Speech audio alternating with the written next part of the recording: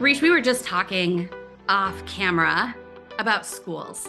We're not going to go down that path today. This interview is not going to be about schools. But it really has me thinking about what as women we are learning about from the moment we enter the world into school. When we get into that mainstream system, the things that are being taught to us that we don't even know are being taught. And then by the time we get to adulthood, and especially with you having a young girl and seeing her now go through this, the things that we are taught as girls, as women, that really impact us in life and in business later on. So, I'm thinking about this. You were talking to me earlier about your son and his art class and whether or not we should get grades for art.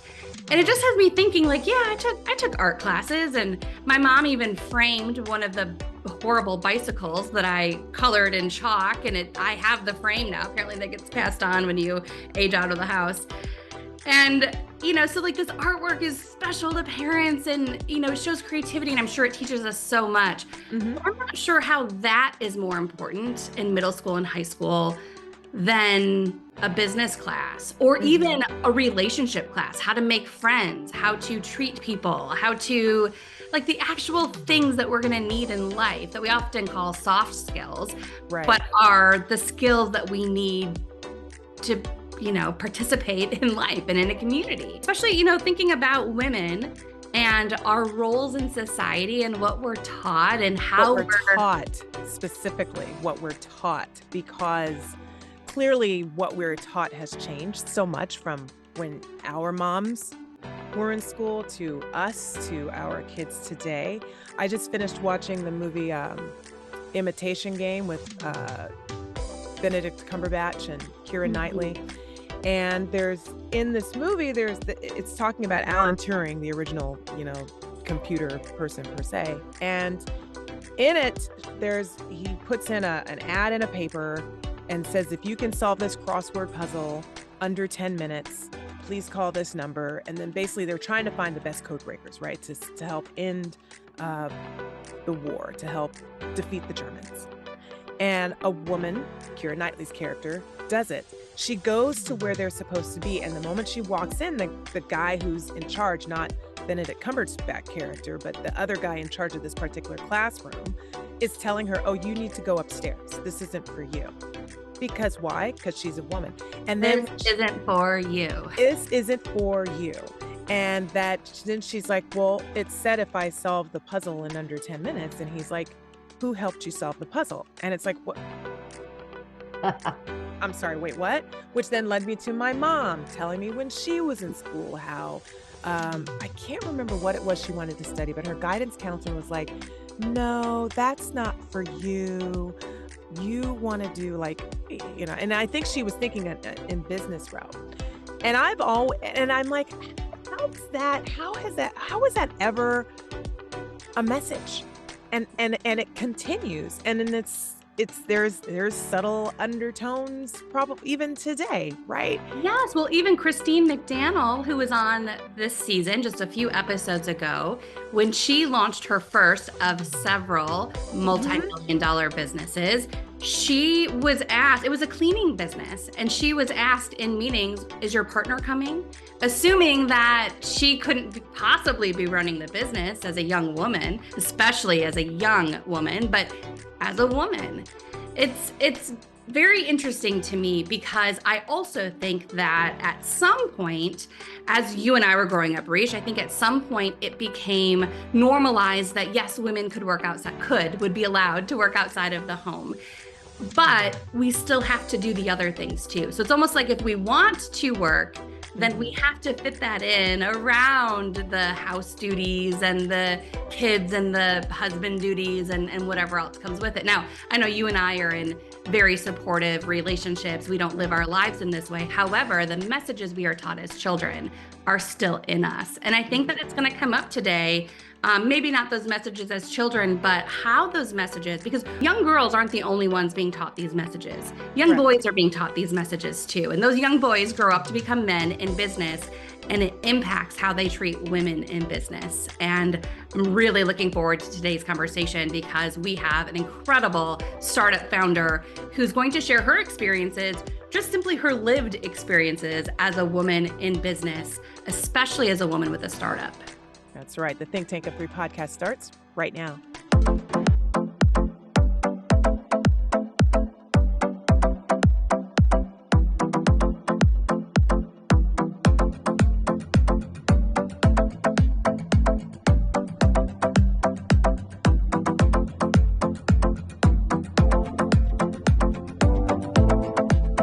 Welcome to the Think Tank of Three podcast. I am Reischea Candidate Capasuris alongside my fantastic co-host, Julie Holton.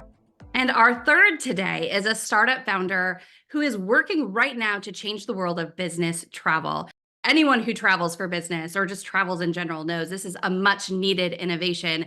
Also one that has hit its own turbulence because she launched just before COVID. But I think those pivots and challenges are really nothing new to Lisa Simpkins.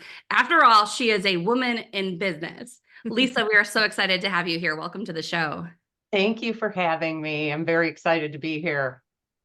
Lisa, you have spent decades working in travel well before launching your startup in travel technology. Well, first of all, just do me a quick favor and explain what is, because I know for me, I'm thinking travel technology. What is travel technology per se? Probably about 25 years ago, there was a new technology that came out, which is now called Concur Travel and Expense. That has not innovated or made major improvements to like the user interface. It really came onto the market so that business travelers could do a self-service option within a corporation. Okay. And really it just, there have been all kinds of new travel technologies, online booking tools, data repositories, all kinds of things over the last 20 years, but it still is built on old artifact data. And so the industry hasn't innovative. So before the pandemic, I had been working for a global travel company. I was working with Netflix on a enormous global travel program with them. Got everything ready and went back to the team at the company. We were redlining contract agreements, and leadership said, stop, we can't fulfill this because of the technology. We don't have the right technology in all corners of the world to implement this. And so I lost a like $60 million deal. And I was like, I am done. I can't do this anymore. So that's what I started out to do, is to build a platform that allows travelers that want to book directly with the airlines and integrate that into something similar to a booking platform. Okay. And of course, this is something, well, let's face it, most industries in general are dominated by men, particularly when you're talking about fields such as tech, venture capitalism, things of that nature. So in knowing that, in recognizing, and probably in the fact that you were dealing with pretty much all men, how did that affect your journey? How did that affect what you were doing, how you were doing it? Well, to be truthfully honest, at the time that I started this, I was living in Utah. So trying to connect and network and work with other tech leaders in the startup world. If you were a female and not part of the church, you got like no exposure. Nobody wanted to talk to you. They didn't take you seriously. I did over probably 300 pitches to investors within the network, within the Utah market, and quickly realized that, okay, this isn't going to work for me. If I really want to push this forward and get investors and make this dream come true, then I'm going to have to relocate back to Michigan, where it's a more diverse community. Wow. It's like I just have to pause because like, hearing that, I think of all of the women in Utah, all of the girls in Utah, and not getting calls back, not getting calls taken, not getting. And I think at one point, Lisa, you had said to me as it was a startling statistic about how little venture capital was Yes. deployed to women in Utah. I mean, like virtually Yes. none over None. the course of time of you being there. And and we see this reflected throughout the startup world. We see this in funding disparities. We see this in leadership roles, even representation. How many rooms do we sit in, Lisa, where we are the only women in the room, especially the higher up you go? And I have a lot of feelings on that I'm sure we'll get into. But, tell us more. Like, how is this? You literally left Utah. How has this impacted you personally? Because it takes a lot to get up and move. Yeah. So, it's funny, on the intro, you were talking about, the girl walked into a meeting or an The event, room. and yeah, and that they asked where her partner was, right? I literally lived that day in and day out in Utah. When I was doing global sales, and every company that I went into to have a meeting in the Utah market asked me where my boss was. And some wouldn't even take a meeting without my male boss. Wow. Can we just for just a moment, can we pontificate on this for just a moment? It is hard to fathom that actually still goes on, and it does. I don't understand why.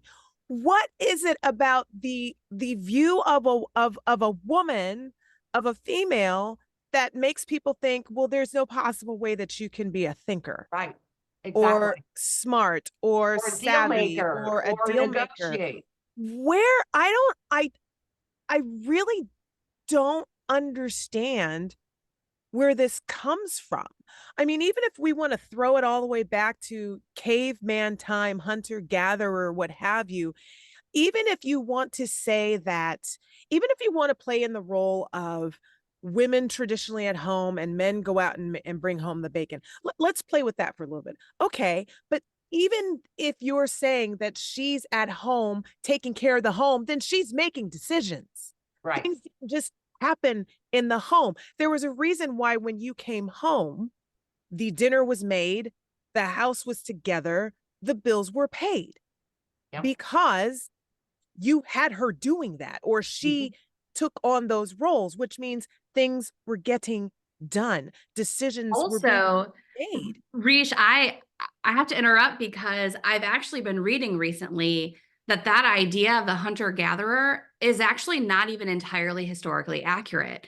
In many tribes, women actually went out and did the things, and men stayed with children, and the older women, maybe the elders of the community, might have been staying back as elders would. So it's very interesting to me, these things that I've been reading that really even turn that on its head. I watched a documentary on Netflix. It was really interesting about women in the entertainment industry. I did see that. Did you see that? Yes. I'll have to look and see what it's called so we can link the name to it. But it was fascinating because in show business, in Hollywood, women actually started the industry. Women ran the cameras. They did the technical work. It wasn't until some of those innovations happened that men stepped in and took over and essentially pushed women out of those roles. Women were the ones who started it. Women came up. I mean, it's fascinating to me how much history gets twisted. Right. I mean, even as someone who, an Emmy Award-winning producer, I didn't know that women started the industry, that women ran the cameras. And so it's just fascinating to me that we even have this discussion about why women aren't being allowed in, when in many Right. cases, women created the space in the first place. And Yep. not taken seriously. I don't understand the thinking, especially when we have proven time and time and time again. Do we think differently? Absolutely. Do all human beings think differently? Absolutely. So maybe in the DNA chain, maybe there is a predilection for men to be more assertive. Maybe that is a real thing. Maybe that's actually in the coding. Maybe it's in the coding for men to be what is it that I'm looking for? More able to compartmentalize. So then Right. maybe it is in the coding for women. Maybe it is in the coding for women to be more empathetic, but nowhere in the coding does it say and women are stupid and women can't Right. make decisions and women can't start businesses. That does not exist. So Right. I just don't understand where this ridiculous belief that, well, you're a woman, you can't possibly. It's like we freaking push human beings out of our bodies. Men literally cannot do that. So please don't tell me what we can and can't do just because we might think of a problem from a different angle than you. Right. That's our job, so that we aren't all thinking the same. So we have a different point of view, a different perspective. So I'm sorry. I Don't Hence, apologize. hence I moved back to Michigan, right? So after 16 years of, playing that game, yeah, I was just like, I'm done. I want to talk about this DEI movement because I think there are so many ways to approach this and likely different opinions, even among the three women on this podcast. There's this growing movement. I will call it a growing movement because I know there are movements to squash it and whatever. But I think there's a growing movement to support DEI, especially when it comes to women in startups. And we've got a long way to go. As whether we're talking about the startup founders, funders, the investors, anyone in decision-making roles. Lisa, what are your thoughts on how to approach supporting women in startups? Me growing up, I grew up kind of a little different. My mother was an ERA bra burner. Nothing stopped her. She she was a social worker for a politician here in Michigan that turned out to be the governor years later. So I was always raised that everyone is the same, right?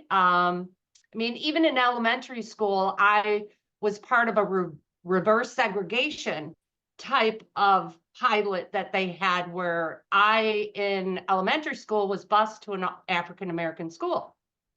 And so that's how I was raised.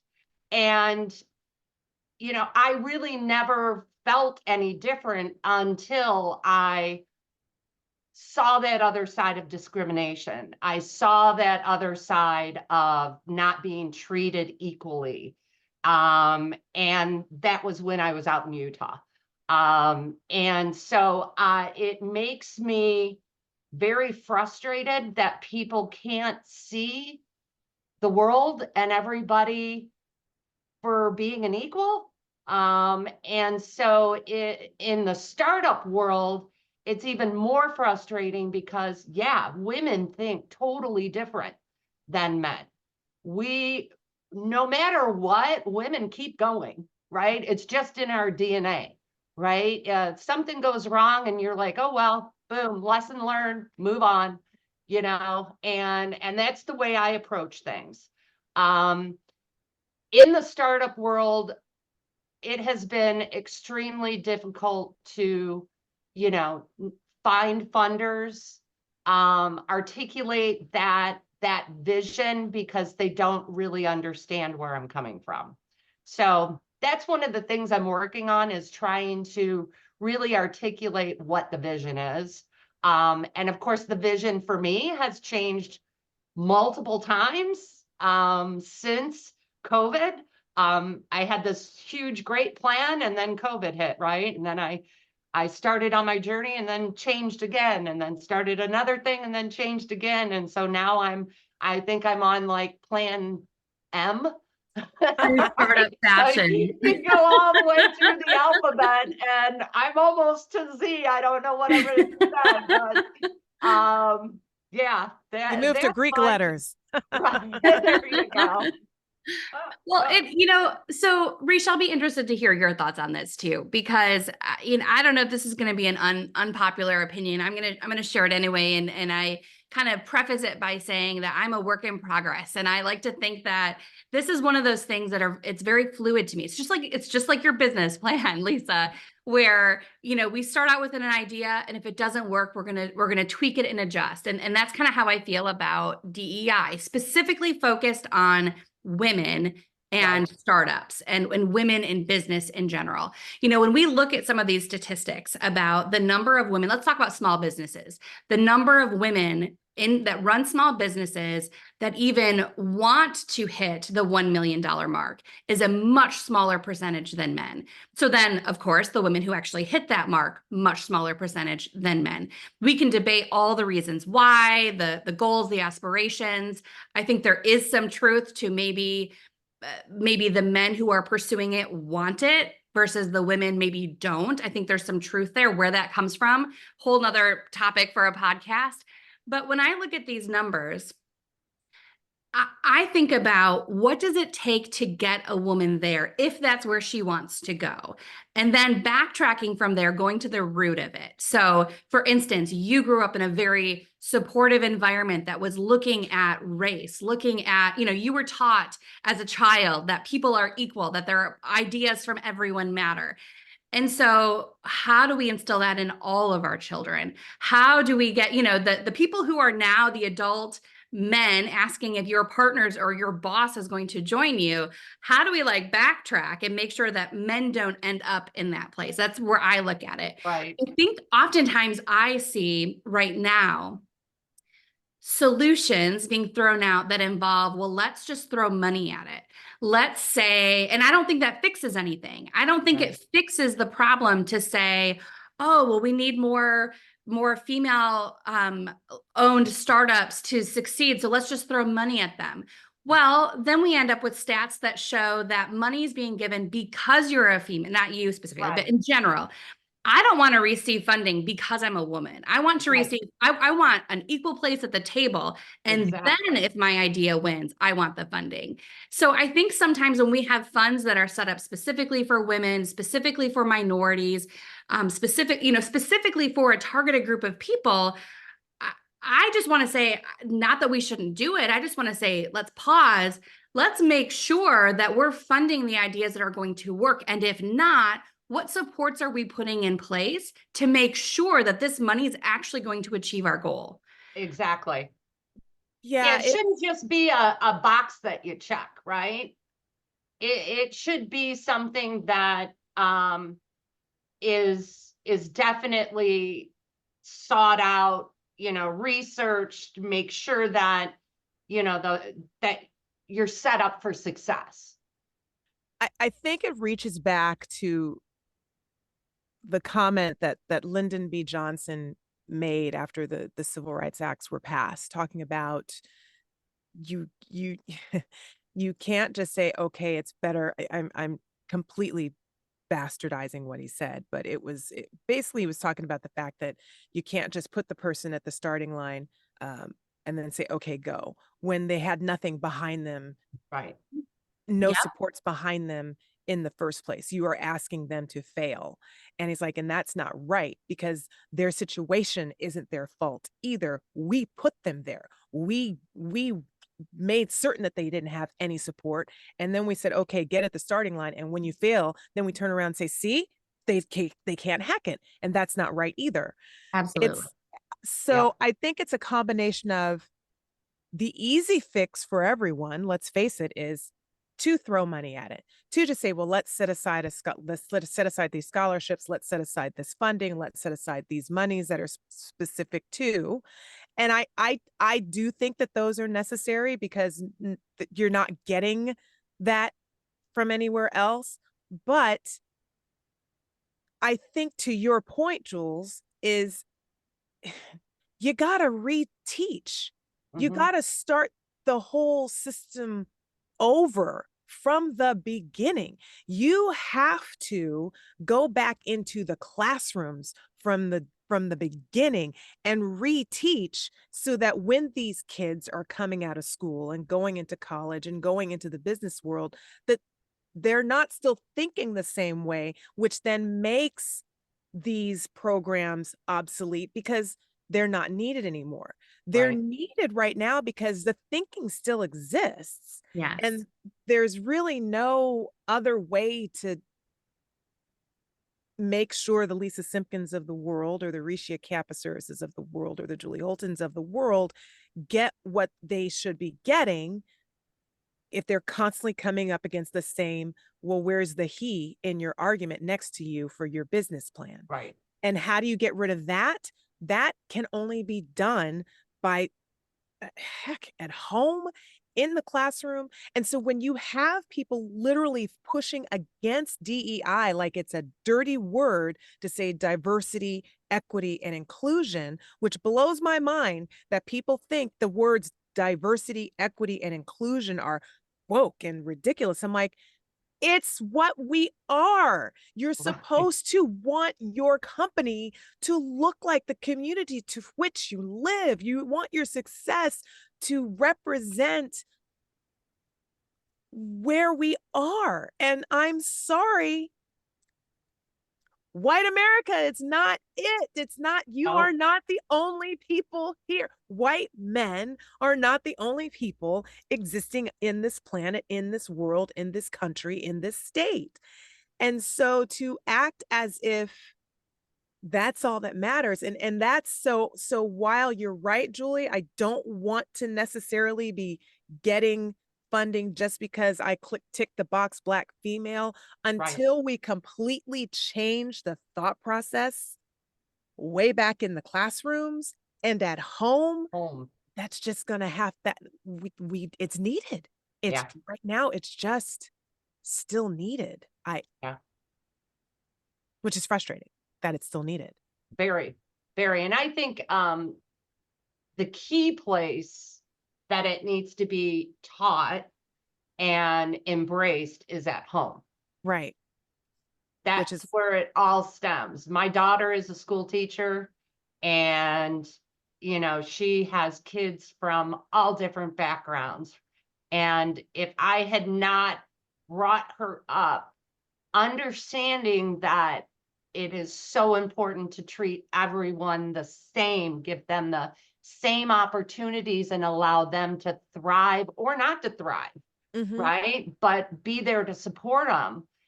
I mean, she's an amazing teacher because of that. right. Um, and so, I think it begins at home.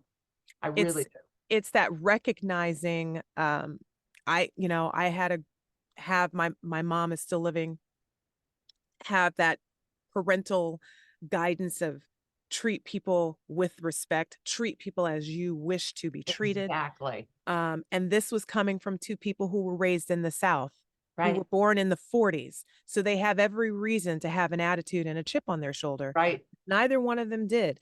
And still in the 80s and 90s and their places of profession where again that chip could have just sat there and grown because both of them continue to experience the ridiculousness Hmm. of racism and sexism, but Right. didn't it didn't dim their light, or at least it didn't dim their light, or that at least they didn't show me that the light was dimmed if the light indeed was dimmed. They Right. just kept pushing along and they just kept telling me, you can do anything. Yeah. You can do anything. And Yeah. you treat people properly because number one, you represent Andrew and Peroni candidate, and we're not raising no fool.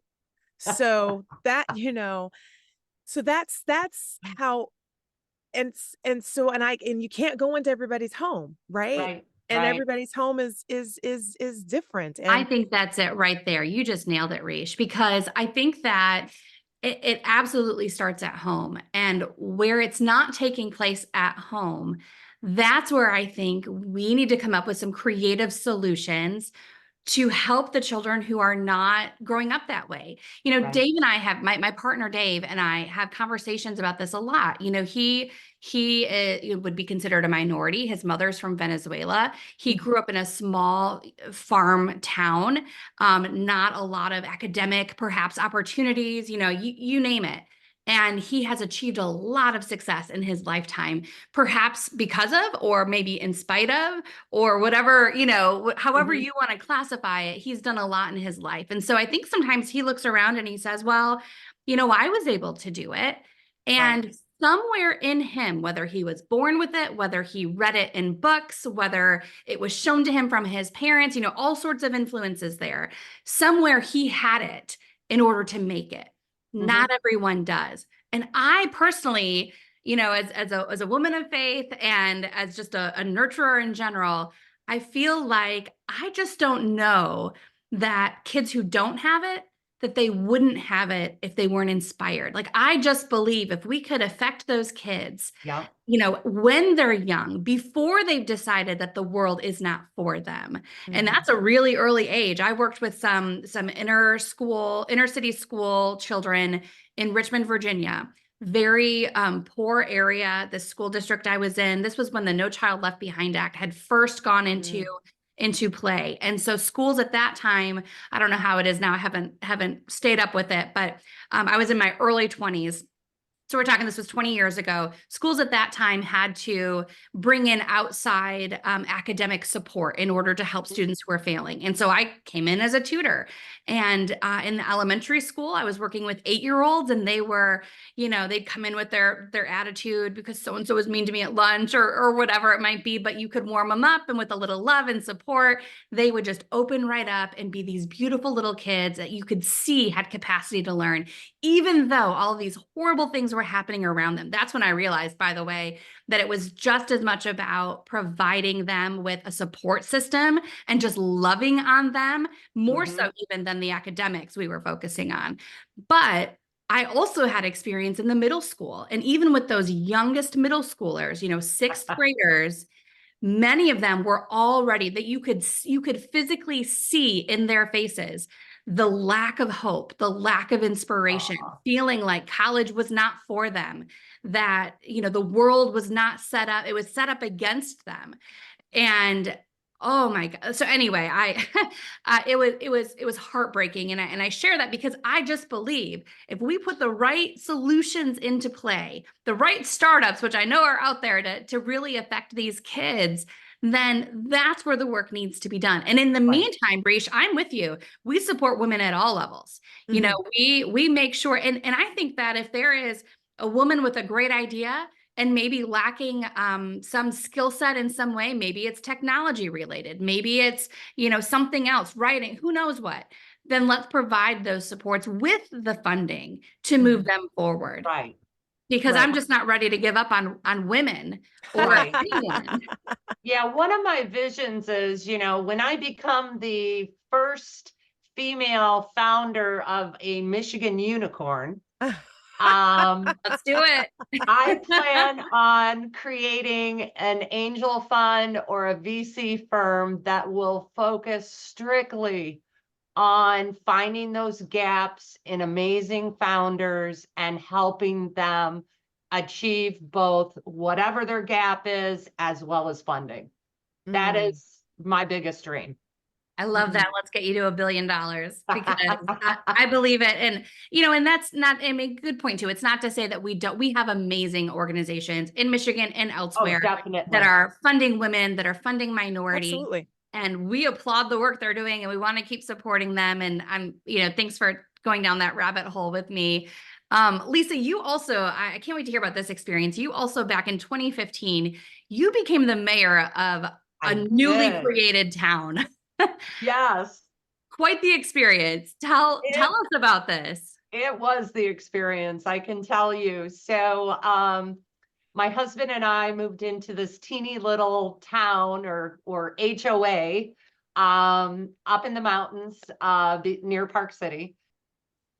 there was a lot of mistrust with the HOAs, which goes on with every HOA, right? So-and-so spending money and this and that. So, and also out west, water is like gold, Yeah. because there isn't a lot of it. And this area that we moved into had its own water source. It had an aquifer, it had a whole water system set up. Um, and so I joined with some other citizens that were living there, and we did an exploration of what it would be to come a town, you know. So we got approval, we did our studies, we pitched it to all of the, you know, everybody that lived there. And everybody agreed, yeah, let's become a town. So we became a town. There was a gentleman that was the first mayor. And then he decided to retire and move to California. And so I stood up and said, yeah, I'll be the mayor. And so jumped into that role while working full time. Of course, right? And you know, it was really a lot of fun because you know, when I lived here in Michigan, I was always on the Parks and Rec, you know, I was always involved in government, you know, things to help the community. And then when I got, you know, when this came up, I was like, oh, this is going to be so great because then I can use the skills that I, you know, had from, you know, in Michigan. And so that's what we did. We did a general plan. We put together ordinances and, you know, policies, and really thrived. And really it was primarily to protect the water source, because the state of Utah wanted to take everybody's water rights and put, you know, give them out to the general population. And so by us doing that, it became a utility and the state could not take it. So that's kind of the reasoning behind that. But yeah, it's still going. You know, I totally miss moving from there, but I had enough. It comes with its good and bad. You know, you have some disgruntled people, you have, you know, people that love you, you know, going to, you know, Monday meetings and having, you know, people voicing their concerns. You know, it was just a passion for me to, you know, help the community. Once again, a woman leading the charge with, you know, your constituents and getting something significant, something of with meat to it done. Yep. And still running into opposition.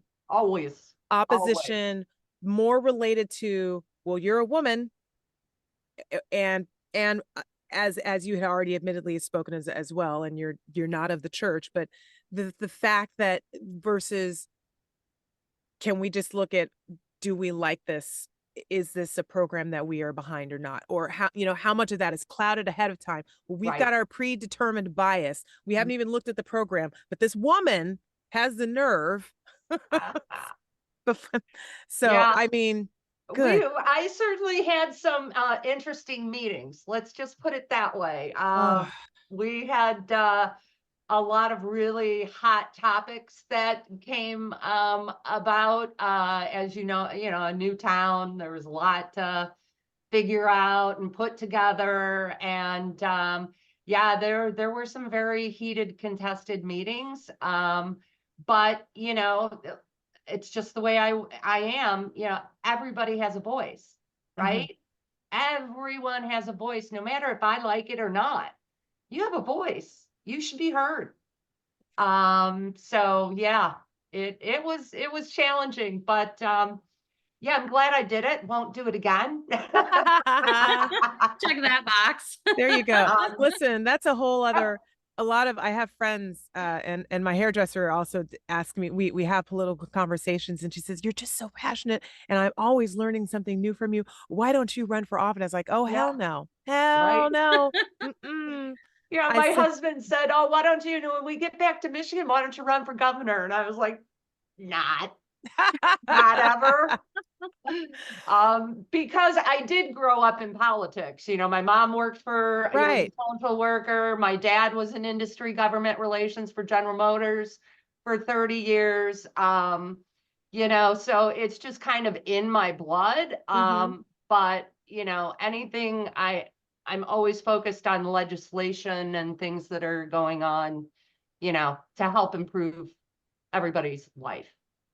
Well, Lisa, it has been an absolute pleasure sitting and chatting with you. And I know that we could keep going on and on and on. There's into so many different directions. It's just been wonderful. But before we wrap things up, we do have our rapid fire questions for you that we have for every guest that blesses us with their presence here on Think Tank of Three.